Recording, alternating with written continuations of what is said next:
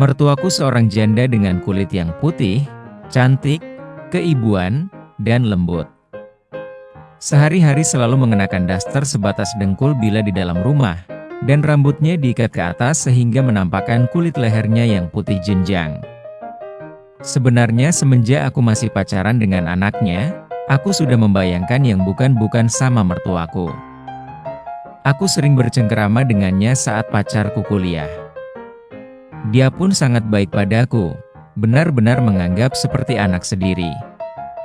Sekarang aku sudah nikah dengan anaknya dan tinggal di rumah kontrakan bersama istriku. Mertuaku rajin menengokku dan tidak jarang pula menginap 1 atau 2 malam. Karena rumahku hanya mempunyai 1 kamar tidur, dan saking dekatnya aku dengan mertuaku, maka jika mertuaku menginap, kami tidur bertiga dalam 1 ranjang. Biasanya ibu mertua tidur dekat tembok, kemudian istri di tengah dan aku di pinggir. Sambil tiduran kami biasanya ngobrol sampai tengah malam. Memang ibu mertuaku sudah tidak ada jarak dengan aku.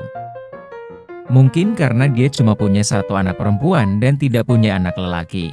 Tidak jarang pula ketika kami ngobrol bertiga, tanganku bergerilya ke tubuh istriku dari bawah selimut, dan istriku selalu mendiamkannya. Dia menikmati, tapi pandai menyembunyikan sambil ngobrol dengan ibunya. Bahkan pernah suatu kali ketika kuperkirakan mertuaku sudah tidur, kami diam-diam melakukan persetubuhan dengan istriku yang membelakangiku dengan posisi agak miring. Kami melakukannya dengan sangat perlahan dan sangat hati-hati dengan suasana tegang. Itu karena aku dan istriku memang punya daya tarung yang cukup tinggi. Sama-sama senang untuk sering melakukan pertarungan.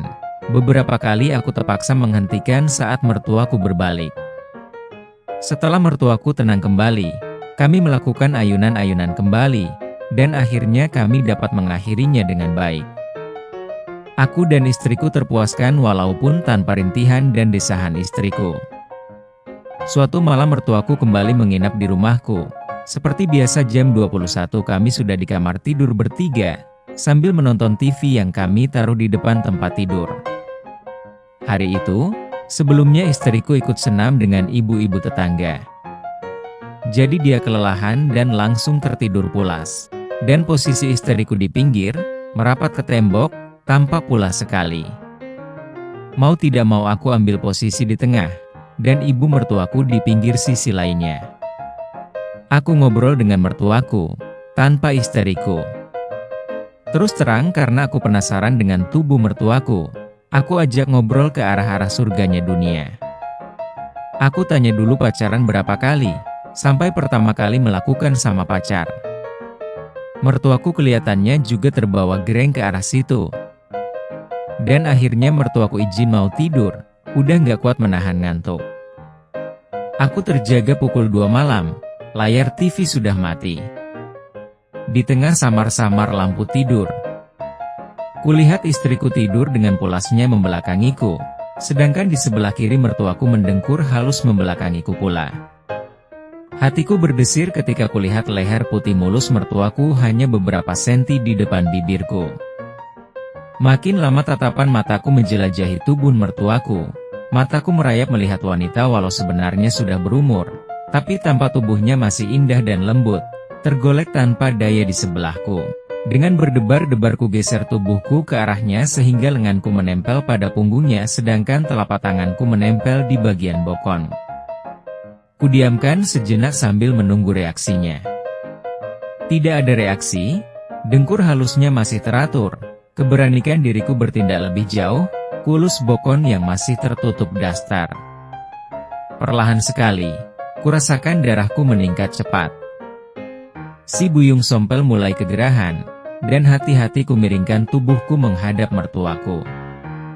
Kutarik daster dengan perlahan-lahan ke atas sehingga paha-pahanya yang putih mulus dapat kusentuh langsung dengan telapak tanganku. Tanganku mengelus perlahan koelit yang mulus dan licin, makin ke atas ke pinggulnya, kembali ke paha lagi. Kunikmati sentuhan jariku inci demi inci, bahkan tak sadar aku sudah berani meremas bokongnya yang masih cukup kencang. Terbungkus CD. Tiba-tiba aku dikejutkan oleh gerakan bokongnya agak tersentak. Mungkin merasa geli, dan pada saat yang sama dengkur halusnya berhenti. Aku ketakutan, ku tarik tanganku, dan aku pura-pura tidur. Kulirik mertuaku tidak merubah posisi tidurnya, dan kelihatannya dia masih tidur. Kulirik istriku, dia masih membelakangiku. Granatku sudah pengen meledak rasanya. Kukurangi sedikit akal sehatku untuk meningkatkan keberanianku dalam perang dingin melawan mertuaku ini. Setelah 1 menit berlalu situasi kembali normal. Kuangkat sarungku sehingga si Buyung Sompel menjadi bebas. Kurapatkan tubuh bagian keboskong mertuaku sehingga ujungku menempel pada pangkalan angkot mertuaku yang masih tertutup sidi. Surga dunia semakin dekat rasanya. Kuparkirkan ANGKOTKU di pangkalan angkot milik mertuaku. Ku dorong sedikit-sedikit, sehingga kepala moncong angkotku pas di parkiran. Nyaman sekali parkir di situ. Apalagi ketika mertuaku menggeser kakinya sedikit, entah disengaja entah tidak. Tanpa meninggalkan kewaspadaan mengamati gerak-gerik istri, ku ulurkan tanganku, ku gapai 2 buah papaya di balik daster yang tanpa bra. Cukup lama aku menimang 2 pepaya, sementara si Buyung Sompel masih anteng di garasi mertua. Aku tidak tahu pasti apakah mertuaku masih terlelap tidur atau tidak, tapi yang pasti kurasakan 2 pepaya kok jadi keras. Dan kini kusadari bahwa dengkur halus dari mertuaku sudah hilang. Kalau begitu, pasti ibu mertuaku sudah terjaga. Kenapa diam saja? Kenapa dia tidak memukul atau menendangku? Atau dia kasihan kepadaku? Atau dia menikmati? Oh, aku makin melayang. Tak puas dengan buah pepaya, tanganku mulai pindah ke bawah bagian tengah dan turun ketemu angkotku yang parkir di situ. Tiba-tiba ia bergerak, tangannya memegang tanganku. Kembali aku pura-pura tidur tanpa merubah posisiku sambil berdebar-debar menanti reaksinya. Dari sudut mataku kulihat dia menoleh kepadaku. Diangkatnya tanganku dengan lembut dan disingkirkannya dari tubuhnya. Dan ketika itu pun dia sudah mengetahui bahwa dasternya sudah tersingkap sementara si Buyung Sompelku masih parkir di garasi mertuaku. Dengan posisi nanggung, belum dimasukkan, karena masih nunggu izin yang punya garasi. Jantungku rasanya berhenti menunggu reaksinya lebih jauh. Dia melihatku sekali lagi. Terlihat samar-samar tidak tampak kemarahan dalam wajahnya, dan ini sangat melegakanku. Dan yang lebih mengejutkanku adalah dia tidak menggeser bempernya untuk menjauhi, tidak menyingkirkan angkotku. Dia kembali memunggungiku meneruskan tidurnya. Hal ini menyebabkan aku berani untuk mengulang perbuatanku untuk menimang pepaya. Tidak ada penolakan ketika tanganku menyelusup dan memutar-mutar papaya dengan lembut. Walaupun mertuaku berpura-pura tidur dan bersikap pasif, tapi aku dengar nafasnya sudah memburu. Aku berusaha memarkirkan angkotku supaya lebih rapi parkirnya. Tapi justru mertuaku membukakan pintu garasinya. Kutengok istri yang berada di belakangku. Dia terlihat masih nyenyak tidurnya dan tidak menyadari bahwa sesuatu sedang terjadi di ranjangnya. Ku maju mundurkan angkotku walau harus dengan sangat perlahan dan mesin angkot tidak dinyalakan. Nafas mertuaku makin memburu, dan kurasakan semprotan cairan ledeng dari garasi dan semua selesai di sini. Kejadiannya begitu saja terjadi tanpa rencana, bahkan sebelumnya membayangkan pun aku tidak berani. Sejak kejadian itu, sudah sebulan lebih mertuaku tidak pernah menginap di rumahku. Walaupun komunikasi dengan istriku masih lancar melalui telepon, istriku tidak curiga apa-apa. Dan aku terobsesi untuk melakukannya lebih jauh lagi. Ku coba beberapa kali telepon, tetapi selalu tidak mau menerima. Akhirnya setelah kupertimbangkan maka kuputuskan aku harus menemuinya. Hari itu aku sengaja masuk kantor separuh hari, dan aku berniat menemui di rumahnya. Rumah selalu sepi karena mertuaku tinggal sendirian. Tumben-tumbenan mampir ke sini pada jam kantor? Tanyanya heran. Ya Bu, soalnya ibu nggak pernah ke sana lagi sih, godaku terus terang. Mertuaku hanya tertawa mendengarkan jawabanku.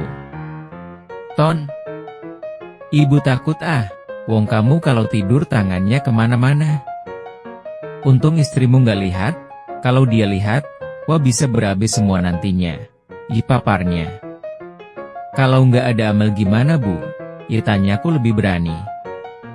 Ah, kamu ada-ada saja. Memangnya Amal masih kurang ngasihnya? Kok masih minta nambah sama ibunya? Jawabnya. Soalnya ibunya sama cantiknya dengan anaknya, gombalku. Sudahlah, kamu makan saja dulu, nanti kalau mau istirahat, kamar depan bisa dipakai. Kebetulan tadi masak pepes, selesai, berkata ibu mertua masuk ke kamarnya. Mana mungkin aku bisa terasa lapar. Perutku juga pasti akan ngalah sama si buyung sompelku. Aku langsung saja menyusul masuk ke kamar. Tetapi bukan di kamar depan seperti perintahnya, melainkan ke kamar tidur mertuaku. Pelan-pelan ku buka pintu kamarnya yang tidak terkunci. Kulihat dia baru saja merebahkan badannya di kasur, dan matanya menatapku, tidak mengundangku tapi juga tidak ada penolakan dari tatapannya.